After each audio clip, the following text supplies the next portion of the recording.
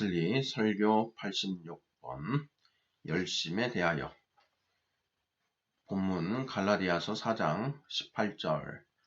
좋은 일에 대하여 열심으로 사모함을 받음은 내가 너희를 대하였을 때뿐 아니라 언제든지 좋으니라.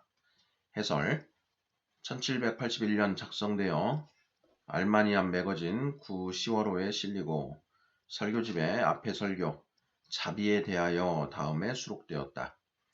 열정을 통해 신앙의 성장과 발전을 이룬다는 면에서 중요하지만 그리스도인의 진정한 열정은 사랑의 확장임을 밝히고 있다. 논쟁과 박해를 불러일으키는 것이 아니라 거룩한 사랑의 열정이야말로 모든 은혜의 총화임을 강조한다. 설교문 서론 부분 읽어보겠습니다. 신앙 문제에서 이것보다 더욱 중요한 주제는 거의 없습니다. 왜냐하면 열심이 없이는 신앙의 발전을 이룰 수가 없기 때문입니다.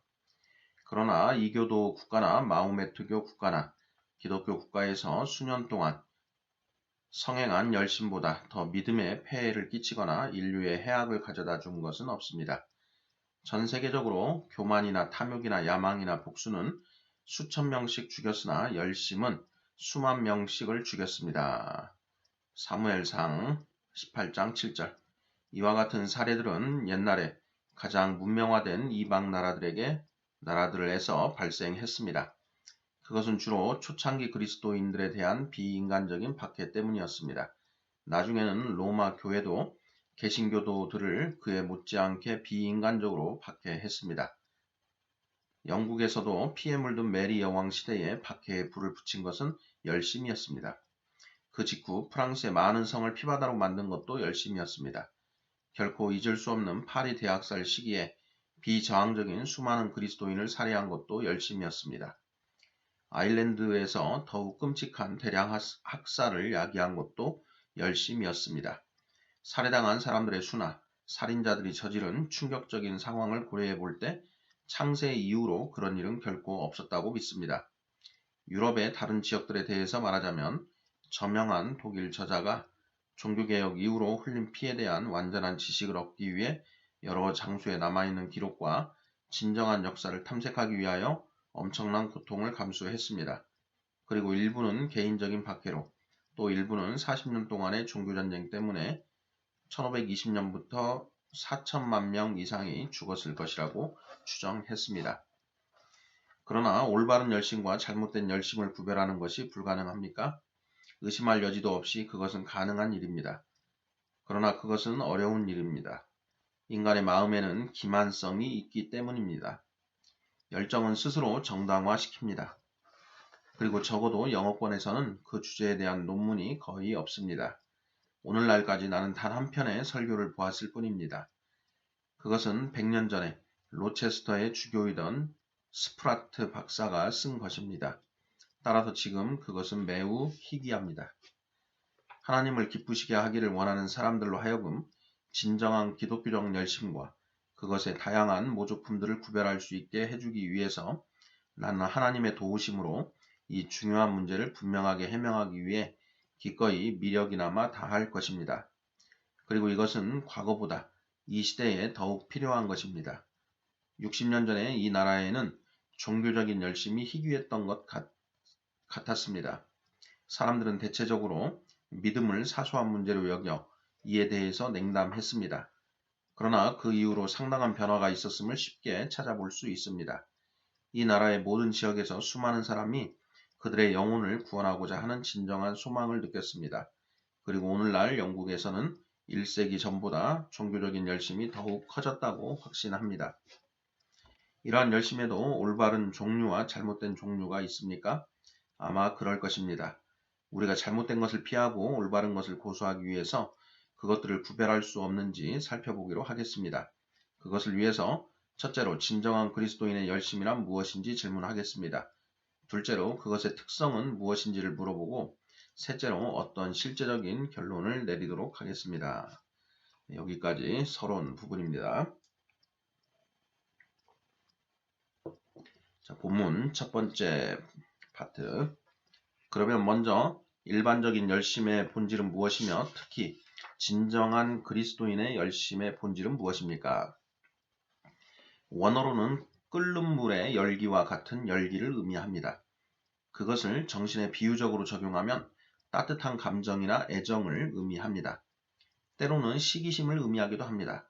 사도행전 5장 17절에는 대제사장과 그와 함께 있는 사람, 즉 사두개인의 당파가 다 마음에 시기가 가득하여 일어나서 라는 말이 나옵니다.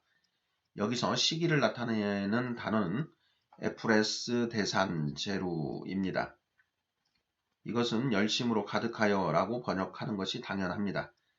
그것은 때로는 분노를 의미하기도 하고 때로는 맹렬한 욕망을 의미하기도 합니다. 그리고 종교적인 이유 때문에 열정이 강력하게 일어날 때 선한 것을 위한 것이든 악한 것에 대한 반대를 위한 것이든 우리는 그것을 종교적인 열심이라고 부릅니다. 그러나 종교적인 열심이라고 불려지는 모든 것이 다 그 이름에 합당한 것은 아닙니다. 만약에 그것이 사랑과 결합되어져 있지 않다면 그것은 종교적 열심 또는 기독교적 열심이라고 말할 수 없습니다. 스프라트 주교는 그 문제를 발전시킵니다. 그 위대한 사람은 다음과 같이 말했습니다. 사랑이 없는 열심은 올바른 것이 아니다. 그러나 그렇게 말하는 것으로도 충분하지 않다. 진정한 열심은 사랑일 뿐만 아니라 거의 대부분이 사랑이라고 확신합니다. 사랑은 그 구성 성분에서 한 가지 요소일 뿐만 아니라 주된 요소이다. 그보다 더 나아갈 수는 없습니까? 진정한 열심은 대부분 사랑일 뿐만 아니라 전체적으로 다 사랑이라고 말할 수는 없습니까? 그것은 사랑, 즉 하나님과 이웃에 대한 사랑입니다. 비록 세상은 이해하지 못할지라도 그리스도인의 열심은 사랑이 전부라는 것은 분명한 진리입니다. 다른 것은 필요가 없습니다. 오직 하나님과 사람에 대한 사랑이 그 본질의 전부입니다. 그러나 모든 정도의 사랑에 대해 이러한 명칭을 부여할 수는 없습니다. 열심이 없는 작은 정도의 사랑도 있을 수가 없습니다. 그러나 좀 더 높은 정도의 사랑이 진정한 사랑입니다. 그것은 열렬한 사랑입니다. 진정한 그리스도인의 사랑은 다름 아닌 사랑의 불꽃입니다. 이것이 바로 그것의 본질인 것입니다. 따라서 사랑의 특성은 열심의 특성이기도 합니다. 사랑의 주된 특성들 중에 하나는 겸손입니다. 사랑은 허다한 죄를 덮느니라. 베드로전서 4장 8절. 따라서 이것은 진정한 열심의 특성이기도 합니다. 겸손은 그것과 분리시킬 수 없습니다. 열심과 겸손은 비례합니다. 그것들은 함께 일어서고 함께 쓰러집니다. 사람을 하나님에 대한 사랑으로 가득 채우는 사랑은 그 자신을 작고 보잘것없는 미천한 사람으로 보게 됩니다. 네, 본문 첫 번째 파트 진정한 그리스도인의 열심이란 무엇인지 살펴보고 지금 그것의 특성은 무엇인지에 관해서 본문 두 번째 파트가 시작되었습니다. 사랑의 또 다른 특성은 온유입니다. 따라서 그것은 열심의 특성들 중 하나이기도 합니다. 그것은 우리에게 겸손뿐만 아니라 온유하라고 가르칩니다. 그것은 또한 분노나 교만보다 우월합니다. 마치 양초와 같이 불에 녹는 것입니다. 따라서 이 거룩한 불꽃 앞에서 모든 격한 정열은 녹으며 영혼은 평온하고 고요하게 됩니다. 사랑의 또 다른 특성, 따라서 열심의 또 다른 특성은 인내입니다. 사랑은 오래 참는다. 그것은 영혼으로 하여금 모든 것을 하나님의 섭리에 맡기도록 만듭니다. 그리고 그것은 우리에게 이는 여호와시니 선하신 소견대로 하실 것이니라고 말하라고 가르칩니다. 사무엘상 3장 18절. 그것은 우리가 어떤 형편에 있든지 만족할 수 있게 만들어 줍니다. 그것은 우리로 하여금 푸념하거나 불평하지 않고 범사에 감사하게 만듭니다. 그리스도인의 열심의 네 번째 특성이 있는데 그것은 더욱 특별하게 고찰해 볼 만한 것입니다. 우리는 이것을 좋은 일에 대하여 열심으로 사모함을 받음은 이라는 사도 바울의 말에서 배울 수 있습니다. 그것은 좋은 것입니다. 즉 열심의 적절한 목적은 일반적으로 좋은 것입니다. 다시 말하자면 하나님이 보시기에 좋은 모든 것입니다. 그렇다면 하나님이 보시기에 좋은 것이란 무엇입니까? 하나님께서 항상 기뻐하시는 믿음이란 무엇입니까? 그것의 어떤 부분이 다른 것들보다 더 나은 것입니까? 그것의 비교 우위적 가치는 무엇입니까? 이것은 사람들에게서 거의 생각되지 못하는 점입니다. 그러므로 거의 이해하지 못하고 있습니다.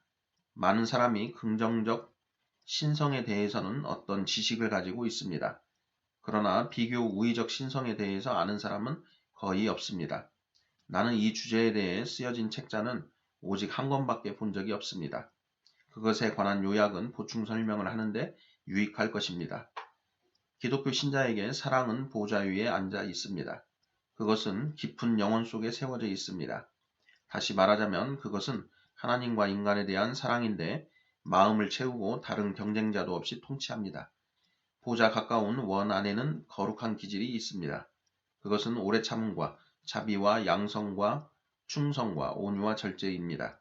그리고 다른 것은 그리스도 예수의 마음속에 포함되어져 있습니다. 외부의 원 안에는 사람들의 육체와 영혼에 대한 자비로운 행위가 있습니다. 그것들을 통해서 우리는 모든 거룩한 기질들을 발휘합니다. 이것들을 통해서 우리는 계속적으로 그것들을 개선합니다. 따라서 이 모든 것은 은총의 수단입니다. 이것들 다음에는 경건의 행위라고 불리는 것들이 있습니다. 그것들은 말씀을 읽고 듣는 것, 공적, 가족적, 개인적인 기도를 드리는 것, 주의 만찬에 참여하거나 금식을 하거나 금주를 하는 것 등입니다.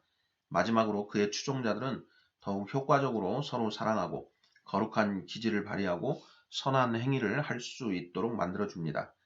우리의 복된 주님은 그것들을 온 세상에 흩어져 있는 교회 안에서 하나로 통합하셨습니다.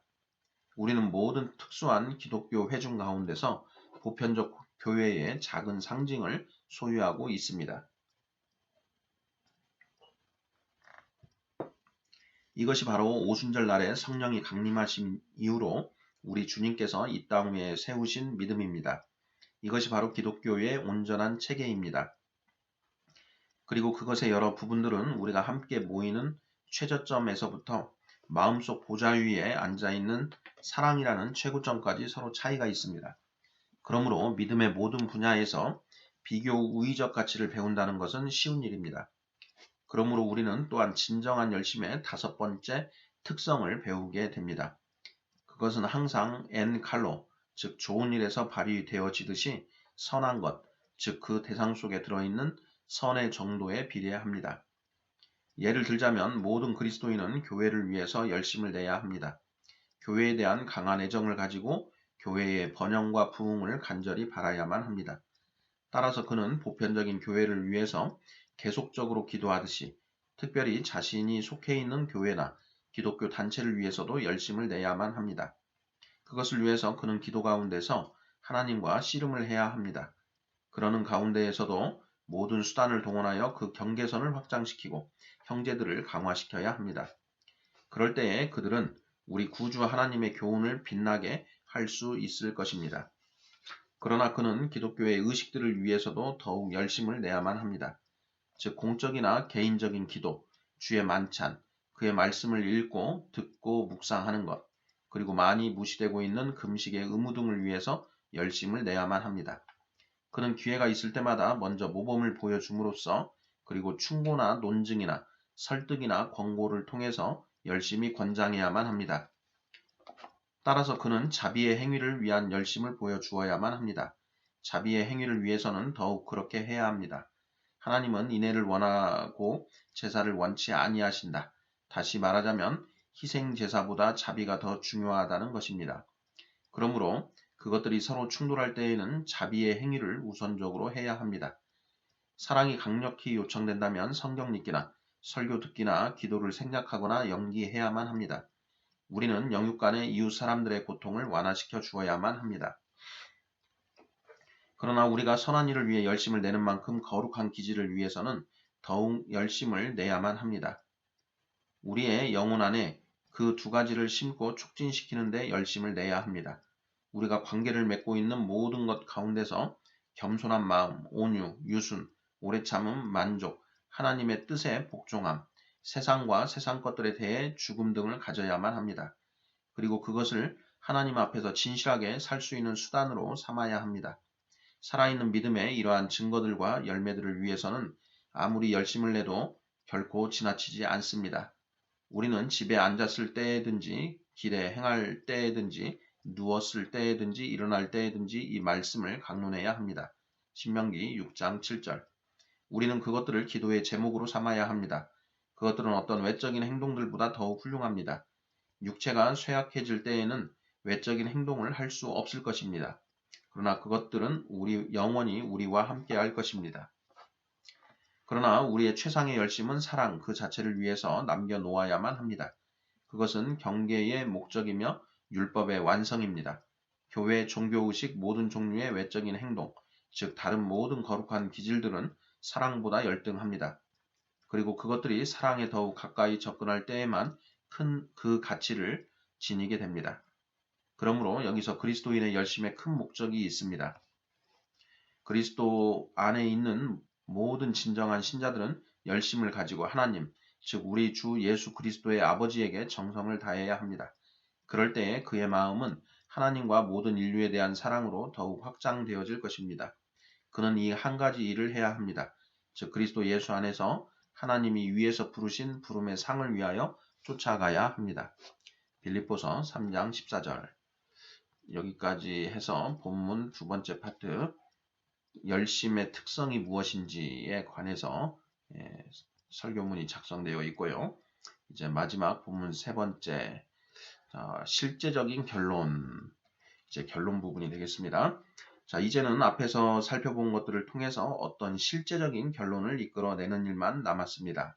첫째, 열심, 즉 진정한 그리스도인의 열심이 사랑의 불꽃이라면 모든 종류와 정도의 증오심, 우리를 반대하는 자들을 향한 모든 종류의 적개심은 열심이라는 이름을 붙일 수가 없습니다.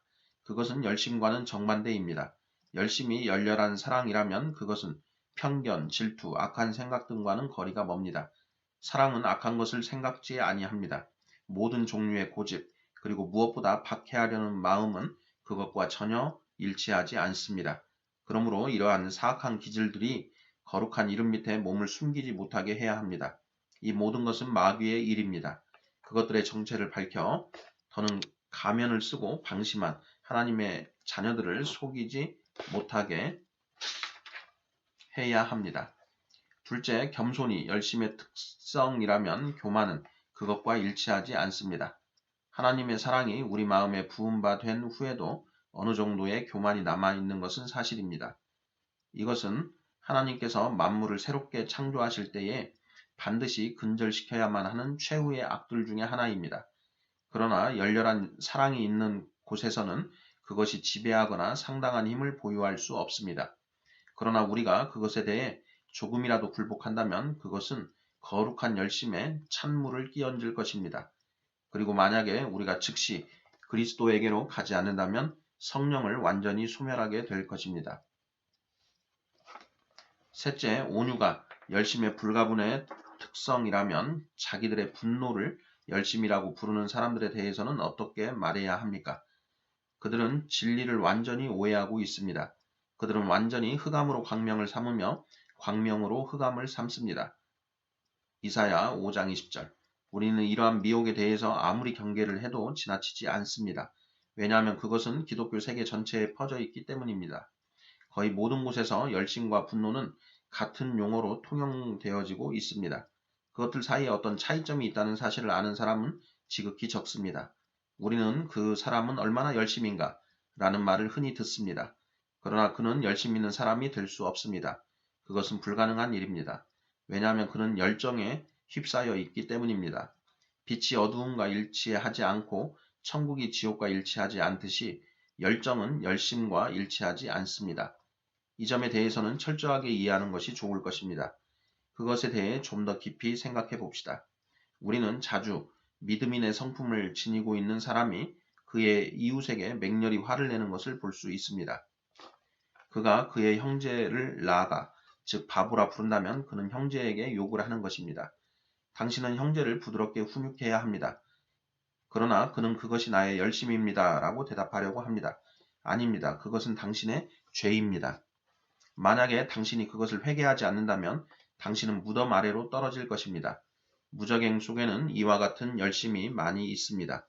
이와 같은 종류의 열심은 거기서부터 나옵니다.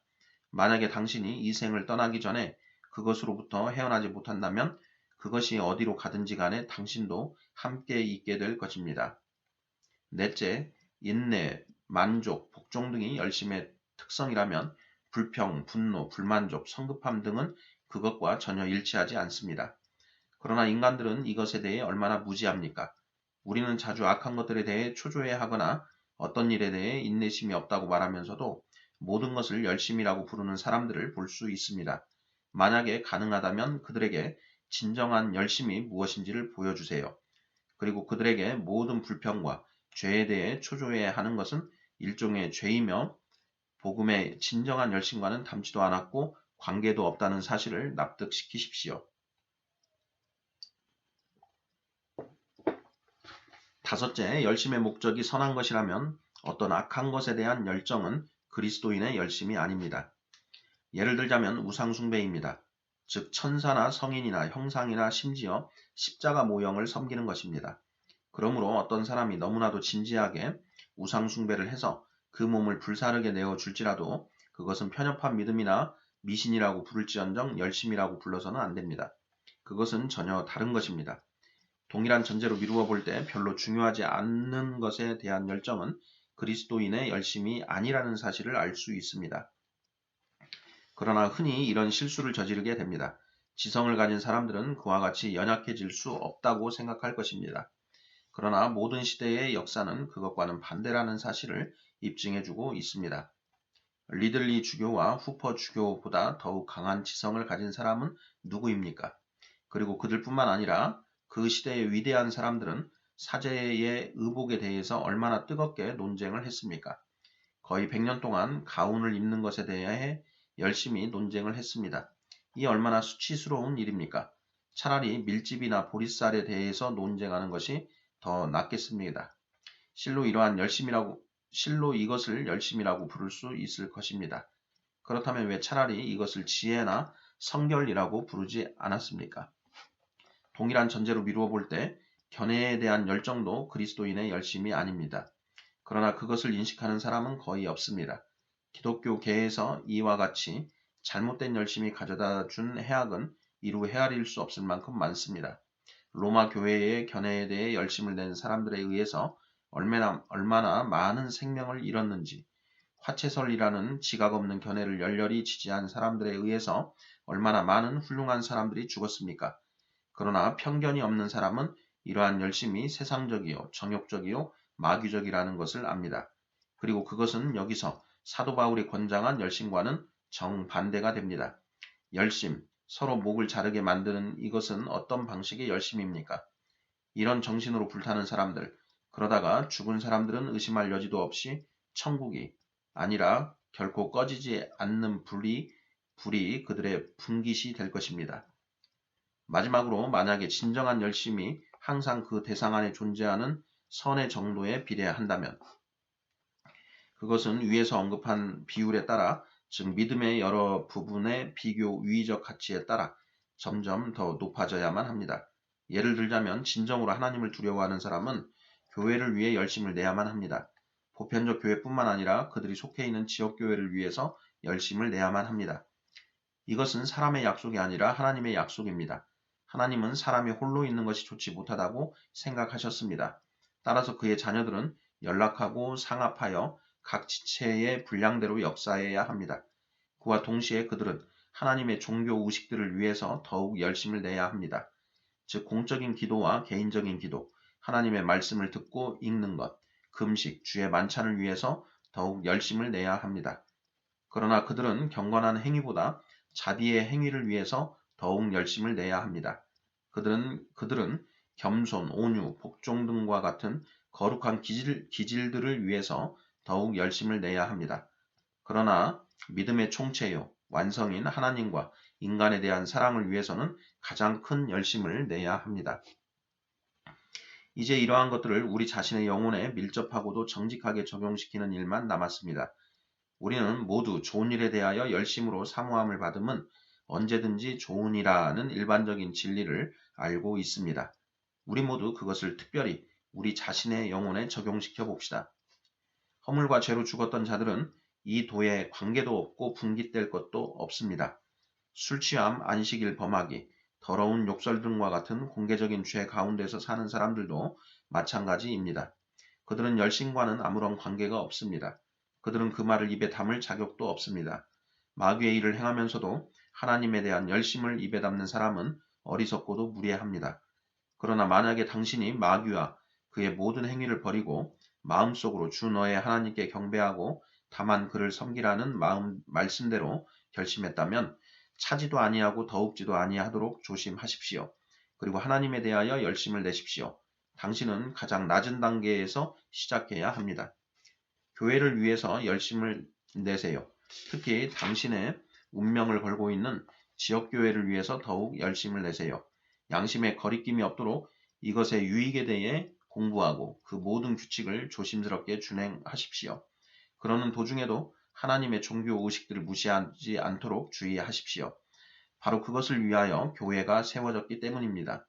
만약에 당신이 그것들을 위해서 더욱 열심을 내지 않는다면 교회를 위한 열심을 입에 담는다는 것은 모순된 일일 것입니다. 그러나 당신은 경건한 행위보다 자비의 행위를 위해서 더욱 열심을 냅니까? 당신은 주님의 본을 따라 제사보다도 자비를 먼저 생각합니까? 당신은 부지런히 줄인 자에게 먹을 것을 주고 벗은 자에게 옷을 입히고 병든 자와 옥에 갇힌 자들을 방문합니까?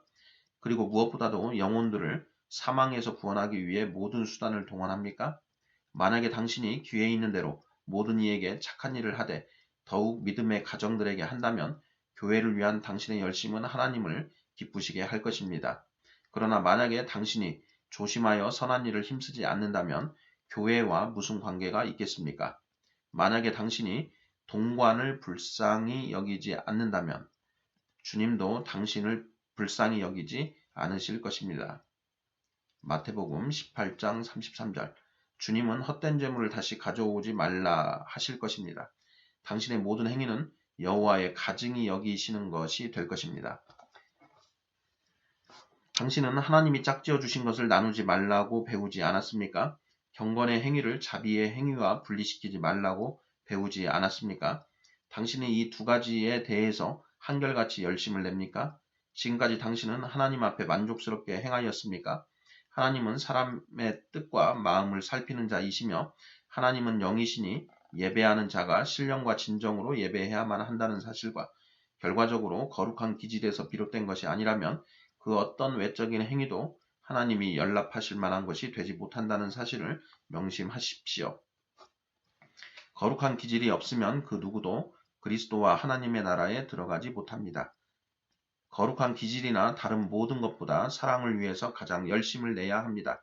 하나님과 인간에 대한 사랑과 비교했을 때 다른 모든 것은 아무것도 아닙니다.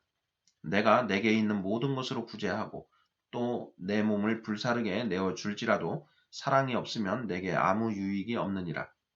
이것을 당신의 마음에 깊이 새기십시오. 사랑이 없으면 모든 것이 아무것도 아닙니다. 하나님이 그의 말씀 가운데서 계시해 주신 것처럼 믿음의 모든 것을 하나로 합쳐서 생각하세요. 그리고 우월함의 정도에 따라 그것의 모든 부분을 위해 한결같이 열심을 내십시오. 당신의 모든 열심을 한 가지 기초, 즉 예수 그리스도와 그의 십자가에 못 박히신 것에 근거를 두십시오. 그 대상의 가치에 대한 당신의 열심에 비례하여 이제 내가 육체 가운데 사는 것은 나를 사랑하사 나를 위하여 자기 몸을 버리신 하나님의 아들을 믿는 믿음 안에서 사는 것이라 는 이 한 가지 원리를 굳게 잡으십시오. 그러므로 먼저 교회를 위하여 조용히 열심을 내십시오. 그리고 특히 당신이 좀 더 직접적으로 관련을 맺고 있는 지역교회를 위해서 열심을 내십시오. 우리의 복되신 주님께서 세상 끝날까지 계속되도록 정해주신 종교 의식들을 위해서 더욱 열심을 내십시오. 자비의 행위를 위해서 더욱 열심을 내십시오. 이 같은 제사는 하나님이 기뻐하시느니라. 이스라엘의 목자가 찍어준 징표는 말세에 그의 양들을 알아보게 할 것입니다. 거룩한 기질들, 즉 오래 참음과 자비와 양성과 충성과 온유와 절제를 위해서 더욱 열심을 내십시오. 그러나 사랑을 위해서 가장 열심을 내세요. 사랑은 모든 은혜의 여왕입니다. 하늘이나 땅 위에서 최고의 완성품입니다. 땅에 있는 사람에게나 하늘에 있는 사람들에게서 보이지 아니하시는 하나님의 형상입니다. 하나님은 사랑이시라. 사랑 안에 거하는 자는 하나님 안에 거하고 하나님도 그 안에 거하시느니라. 요한일서 4장 16절.